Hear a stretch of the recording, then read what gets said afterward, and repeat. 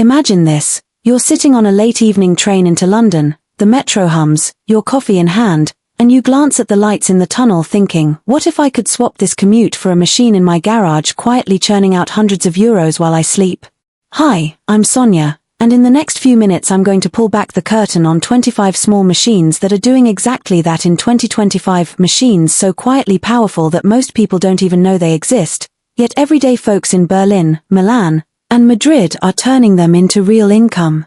If you've ever felt stuck in the paycheck-to-paycheck loop, or asked yourself how do others actually build an extra income stream, then stay right here, because we're about to dive in. Let's make this human. Meet Alex in London, a marketing manager, 35 years old, tired of his 9-to-6 grind, frustrated with rising rent and no extra buffer. Then there's Sophie in Berlin, juggling 2 jobs, trying to save for a house, but always feeling behind. And Luca in Milan, creative at heart, but stuck freelancing with irregular income. They all ask the same question, how can I really build something that works for me, not against me? Well, here's a secret. You don't need a big factory, a huge budget, or high-level engineering credentials.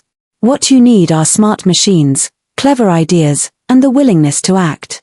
These 25 machines play behind the scenes, quietly generating value while you sleep, while you commute, while you dream. We'll walk through each one and highlight how they translate into income, margin, and potential so you can spot the opportunity and decide if one of these might be your next move. Let's jump in. The first machine, a compact circuit board production kit. Think of a setup small enough to fit in a corner of your garage in Madrid. With this you manufacture simple electronics, PCBs for hobbyists, for example. Cost, a few thousand euros. Potential, hundreds of units a month, margins you wouldn't expect in the digital-only world. Now if that sounds too technical, hold on, we'll shift gears in a bit. Then there's the mini laser engraver, perfect for custom signs, gifts, or branding items. Sophie used one in her Berlin flat after hours to engrave metal tumblers. She started small, 5 orders a week, and before long she had 50. The machine paid for itself in less than 3 months. And you know what's interesting? It's the same story over and over, small machine, focused niche, consistent output. Another, a desktop 3D printer producing bespoke parts or decorative items. Luca in Milan did this. He designed modular planters, printed them locally, sold them in online marketplaces across Europe. His startup cost, modest.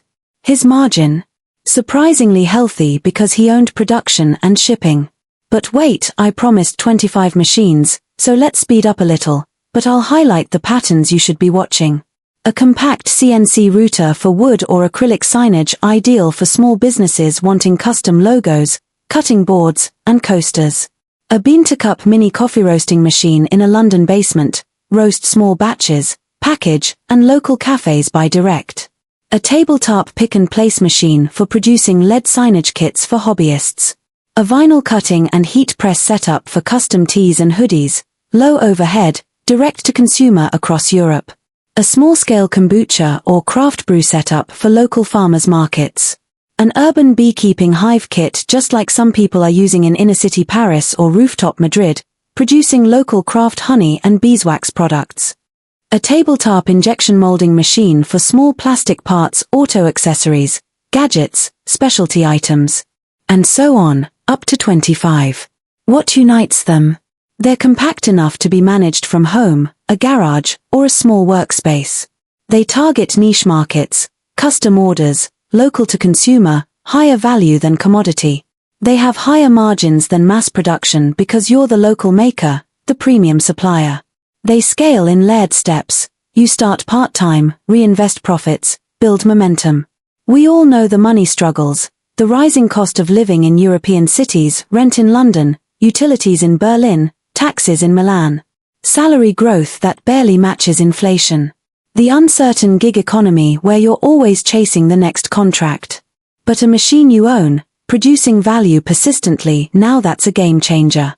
Think of your average 9-to-6 job like a hamster wheel. You're going fast, you see movement, but you're stuck in place relative to your goals. These machines, they're like a miniature wind turbine in your backyard, quietly turning while you sleep, Tapping into demand you control.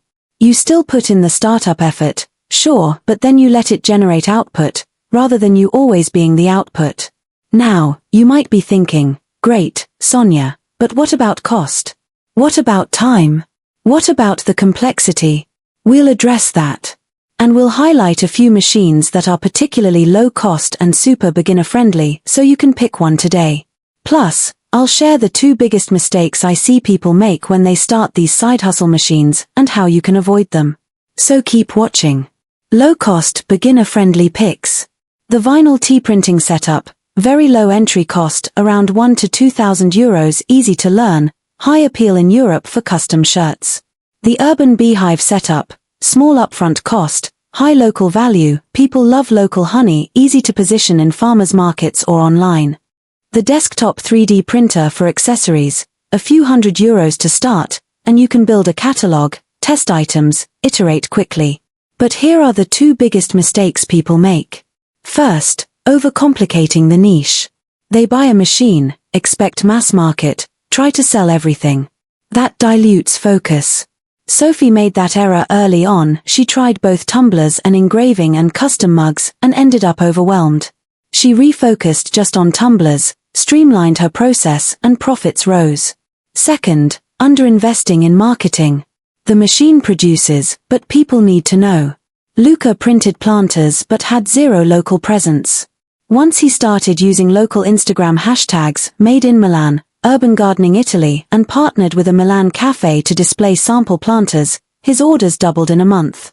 Key lesson: the machine is only half the play, the other half is you telling the story. And now, the part most people skip: how to evaluate which of the 25 machines is right for you. Because it's not about what's sexy or flashy, it's about your skills, your space, your market. I'll walk you through 3 questions to ask yourself before you buy that first machine. Do I have the space, even a corner of a garage or basement, and the power or capacity? Is there a local or online demand I can tap into from my location, London, Berlin, Milan, Madrid? Can I handle or learn the technical side in a reasonable time? Or will it become an excuse? If the answer is yes, yes, yes, then dive in. If not, adjust the machine or the plan. Let me give you a story. Alex in London bought a laser engraver for about €3,200. His niche: customized whiskey barrels for local bars and personalized gifts for corporate events. First 3 months, he did 10 projects. By month 6, he had repeat orders, referrals, and enough margin that he cut back his overtime at his day job. By this year, he projects an extra 18 to 22,000 euros income just from the machine. That's not a hobby, that's real side income. Sophie started the Beehive in Berlin's Kreuzberg rooftop garden community. She sold to cafes, local markets. The label emphasized urban Berlin hive honey. The story sold as much as the product, and her margins were high because she controlled the packaging and brand story. And Luca pivoted when he realized his 3D printed planters were more profitable if shipped across the EU rather than only sold locally. He sorted logistics, mapped EU shipping costs, and built a small brand. Now he's exploring hiring one assistant to handle packaging and shipping so he can scale further. Notice the pattern: their machines plus their story plus their commitment equals momentum. As we close in on number 25, and yes, we'll list them all in the description so you can review later, ask yourself, which machine could be my wind turbine in the backyard? Which one could quietly spin while I focus on other things: life, travel, family, savings? Because that's where we're heading: machines as the asset, you as the driver. So here's the touching takeaway: financial independence isn't about waiting for the perfect job, the perfect raise, the perfect stock market timing. It's about owning something that works for you. It might be a machine in a corner of your Milan basement, a microfactory in your London garage, or a rooftop beehive in Berlin. It's about stepping off the hamster wheel and building your own momentum. The 25 machines we covered are not magic, they require your effort, your consistency, your belief. But they are available. They are plausible. If Alex, Sophie, and Luca can make them work, so can you. Because it doesn't require perfect conditions, it just requires you to start, to learn, to adjust, and to let that small machine do the heavy lifting while you build your story. If you're ready to move beyond renting your life out to someone else's schedule, take one of those machine ideas, match it to your space, your market, your brand. Build something slowly.